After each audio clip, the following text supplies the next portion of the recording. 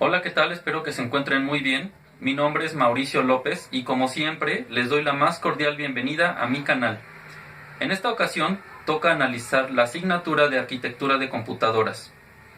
Con este video daremos solución a lo pedido en la actividad integradora, donde conjugaremos los conocimientos aprendidos durante cada una de las unidades de aprendizaje, las cuales son Unidad 1, Introducción a la Arquitectura de Computadoras; Unidad 2, Unidad Central de Procesamiento; Unidad 3, la memoria; y la Unidad 4, Unidades de entrada y salida.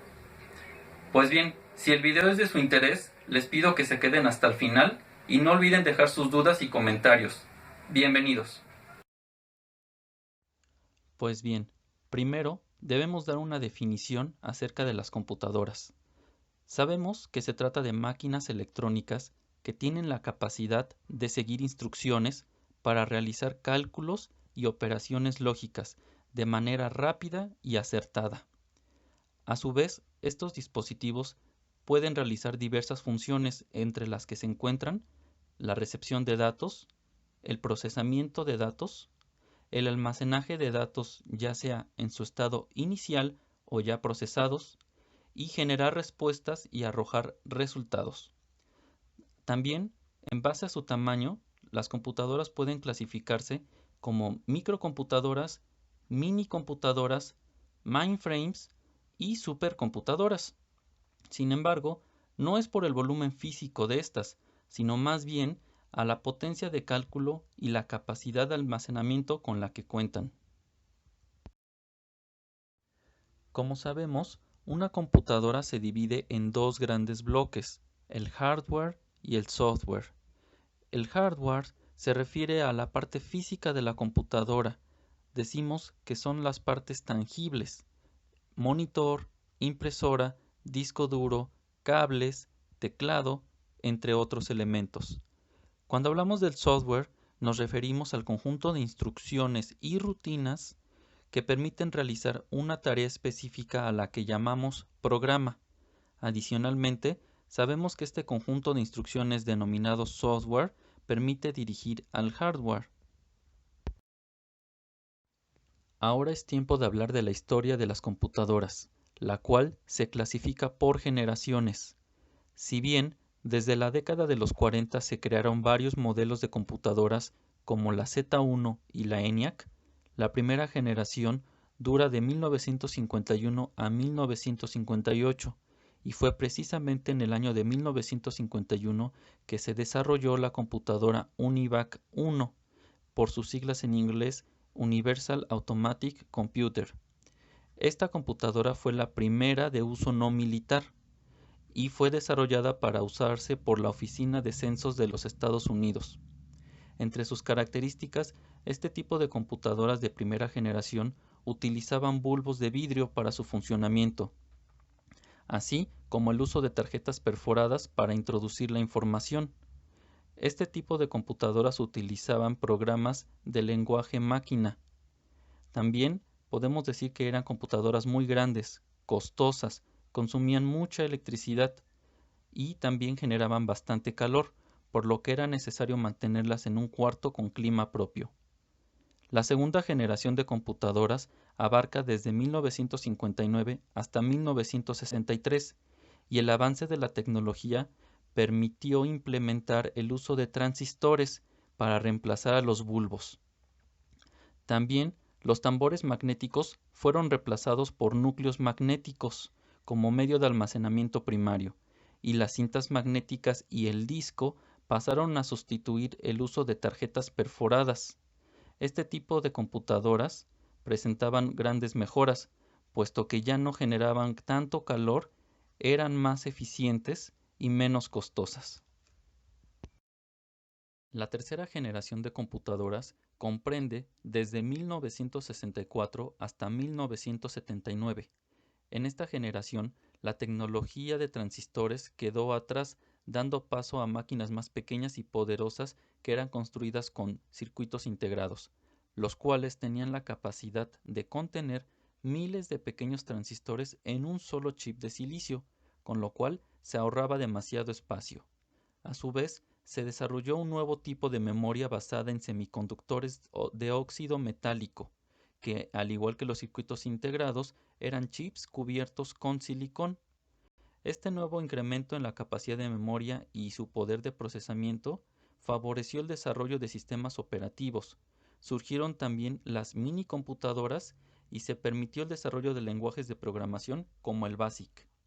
En cuanto a la cuarta generación de computadoras, se caracterizó por la aparición de circuitos integrados a gran escala, circuitos integrados a una mayor escala y por microprocesadores.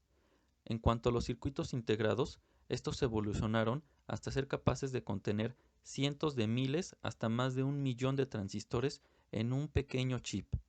Los microprocesadores ya contaban con una memoria, lógica y circuitos de control, es decir, un procesador completo en un único y pequeño chip de silicio. Todo este avance tecnológico permitió la aparición de las computadoras personales como la Apple y la IBM. También surge el lenguaje de cuarta generación. En la quinta generación, las computadoras con mayor difusión fueron las computadoras personales, o por sus siglas PC. Estas estaban pensadas para ser usadas por una sola persona a la vez. Este tipo de computadoras eran mucho más potentes que sus antecesoras y en cuestión de tamaño eran considerablemente menor. El avance tecnológico en esta generación también permitió el desarrollo de computadoras portátiles, también llamadas laptops, pero que a su vez eran igual de eficientes y potentes que las computadoras personales. Ahora ya sabemos un poco más de los elementos básicos de la computadora. Sin embargo, nos hace falta estudiar un elemento importante, la arquitectura del ordenador. A mediados de la década de los 40, el matemático John von Neumann escribió un ensayo sobre cómo tenía que ser la creación del nuevo ordenador EDVAC. En su ensayo, Neumann describía que debía tener un modelo estructural diferente al de su antecesora, la ENIAC. Su propuesta fue aprobada e implementada. En su modelo, Neumann propone la interacción de 3 bloques principales, los cuales son una unidad central de proceso, una unidad de memoria, una unidad de entrada y una unidad de salida. En este diagrama podemos observar cómo la unidad central de procesamiento está compuesta por diferentes elementos, los cuales son una unidad de memoria, una unidad de control y una unidad lógico-aritmética, los cuales describiremos a continuación. La unidad de almacenamiento o de memoria sirve para guardar toda la información o datos que serán procesados por la computadora. La unidad de memoria se puede dividir en una memoria principal y una memoria secundaria. La memoria principal a su vez está constituida por una memoria RAM o memoria de acceso aleatorio, una memoria ROM o memoria de solo lectura y una memoria caché. Cuando hablamos de la memoria RAM, nos referimos a una memoria que se encarga de almacenar los datos y programas que están siendo ejecutados en ese momento por el CPU. Es una memoria de tipo volátil, por lo que si se pierde la corriente eléctrica, también se perderán los datos. Además, es una memoria fundamental para el sistema de la computadora. La memoria ROM, o memoria de solo lectura, es una memoria que contiene datos que han sido grabados por el fabricante y no es de tipo volátil, por lo que la computadora únicamente podrá leerlos. La memoria caché puede ser vista como una memoria auxiliar. Esta se encarga de almacenar los datos que son frecuentemente solicitados por el ordenador. Debido a su gran velocidad, resulta más eficiente almacenar los datos en la memoria caché que en la memoria RAM. En el caso de la memoria secundaria, nos referimos a los diversos dispositivos que permiten almacenar datos o información y que se encuentran fuera de la memoria principal. Por eso es un nombre de memoria externa. Un claro ejemplo de esto es el disco duro. La unidad de control es la parte pensante del ordenador. Se encarga del gobierno y funcionamiento del ordenador. Entre sus principales funciones es la de traer a la memoria interna la serie de instrucciones necesarias para la ejecución de los programas y el procesamiento de datos. Para su función, la unidad de control consta de dos ciclos: el ciclo de identificación, donde se recopilan las instrucciones que deben ser ejecutadas, se les asigna un orden y prioridad, y el ciclo de ejecución, donde además de indicar la orden a procesar, también controlará que las instrucciones sean ejecutadas. Unidad lógico-aritmética. En esta unidad se llevan a cabo las tareas que tienen que ver con operaciones de tipo lógicas y aritméticas, tal como su nombre lo indica. Está formada por los siguientes elementos. El circuito combinacional es donde se realizan las operaciones con los datos de los registros de entrada. Los registros de entrada que contienen los operandos de cada operación. Un registro acumulador, que es donde se almacenan los resultados de las operaciones. Y un registro de estado. Como su nombre lo indica, aquí se registran las condiciones de la operación que ya fue efectuada.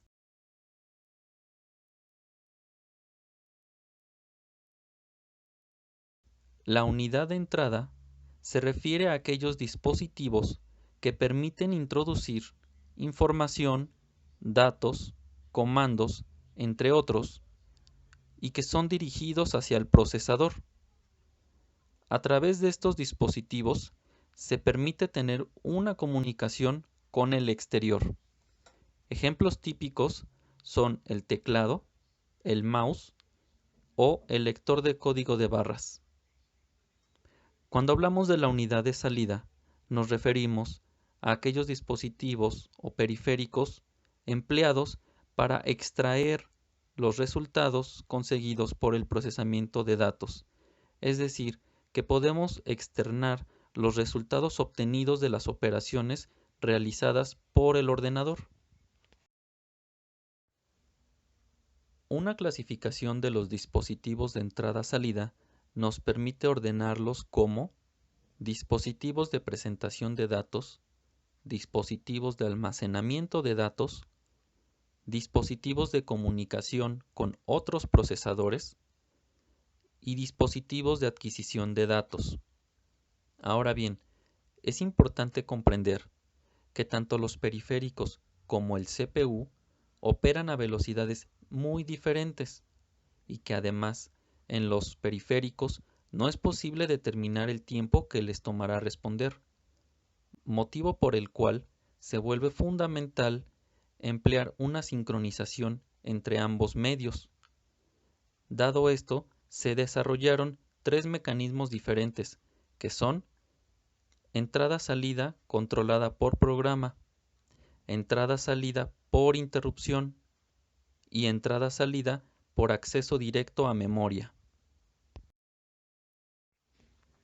Cuando hablamos de las ES controladas por programa, nos referimos al tipo de sincronización más sencilla de todas.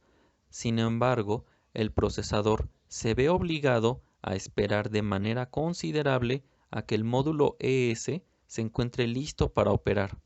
Desgraciadamente, en este tiempo, el procesador no puede realizar ninguna actividad productiva, lo que causa una disminución en el rendimiento del CPU.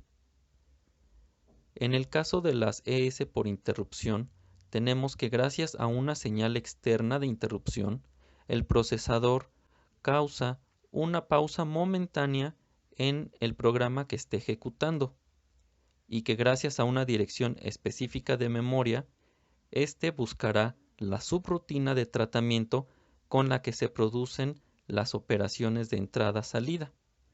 Al concluir dicha rutina, devolverá el control al punto en que se interrumpió el programa.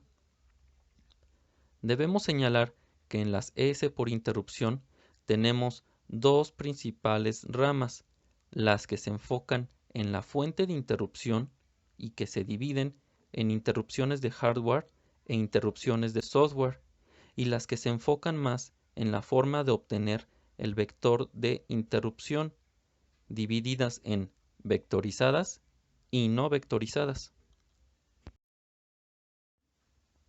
La ES por acceso directo a memoria, mejor conocido como DMA, es el mecanismo de sincronización más eficiente de todos. La forma directa en que hace la transferencia de datos entre la memoria y el dispositivo periférico hace que no requiera la participación del CPU en la gestión de la transferencia. Gracias al DMA es posible transferir gran cantidad de datos a velocidades considerables. En otras palabras, es un módulo con la capacidad para leer o escribir directamente datos en la memoria, que ya sea que provienen o son enviados hacia los dispositivos periféricos. En conclusión, en este diagrama se representan los elementos que componen la arquitectura de las computadoras basado en el modelo de John von Neumann y que, como ya revisamos en el video, está integrado por la unidad central de procesamiento, que a su vez se compone de la unidad de memoria, la unidad de control y la unidad lógico-aritmética. Además, se anexa la unidad de entrada y la unidad de salida. Todos estos elementos interactúan formando la arquitectura que aún en nuestros días se considera superior a las demás.